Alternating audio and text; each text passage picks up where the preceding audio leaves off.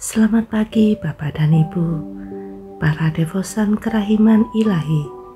Bacaan hari ini dari buku harian Santa Faustina, nomor 838 sampai dengan 840.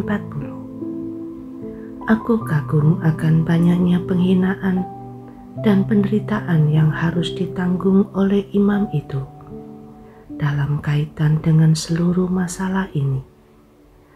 Ini mengacu kepada penderitaan dan penistaan yang dialami oleh Pastor Michael Soposko dalam usahanya untuk menyebarluaskan devosi kepada kerahiman ilahi dan mendirikan suatu kongregasi baru. Suster Faustina menerima pengetahuan batin tentang penderitaan ini dan menulisnya dalam surat kepada Pastor Soposko. Aku menyaksikan pada saat-saat khusus dan aku mendukungnya dengan doa-doa yang tidak pantas.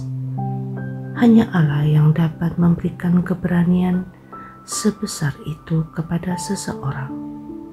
Kalau tidak, orang pasti sudah menyerah. Tetapi aku melihat dengan penuh sukacita bahwa semua penderitaan ini membuat Allah semakin dimuliakan. Tuhan memiliki sedikit jiwa seperti itu.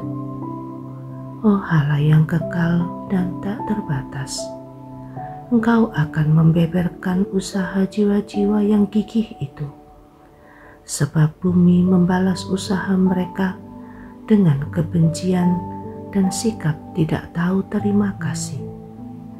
Jiwa-jiwa seperti itu tidak memiliki sahabat. Mereka sendirian. Dalam kesendiriannya ini, mereka memperoleh kekuatan. Mereka menimba kekuatan mereka hanya dari Allah. Dengan kerendahan hati, tetapi juga dengan keberanian, mereka berdiri teguh menghadapi semua badai yang menerpa mereka.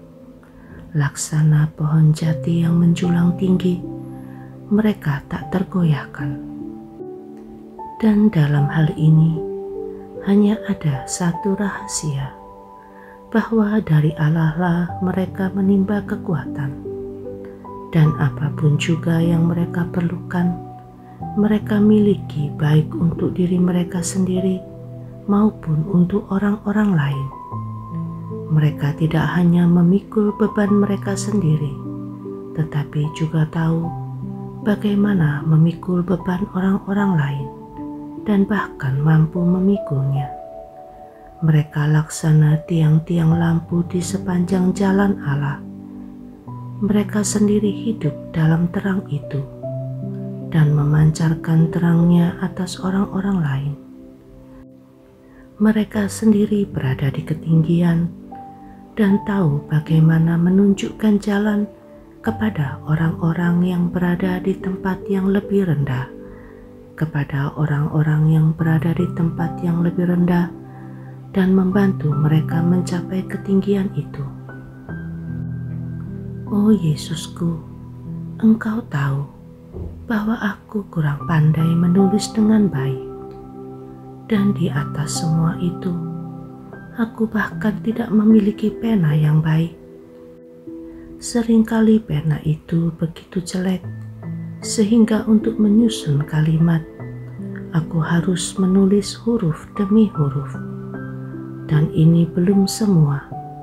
Aku juga mengalami kesulitan dalam menjaga agar hal-hal yang sudah aku tulis tidak dibaca oleh para suster.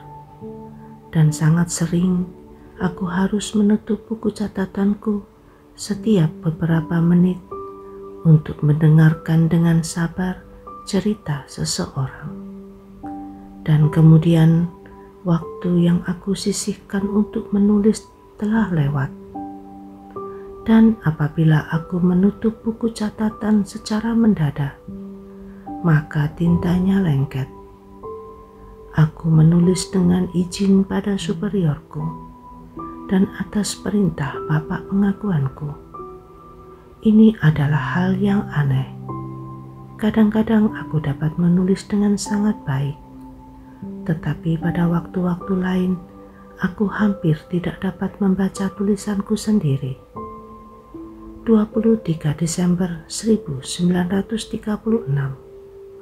aku meluangkan hari ini bersama Bunda Allah dan mempersiapkan diriku untuk perayaan meriah kedatangan Tuhan Yesus.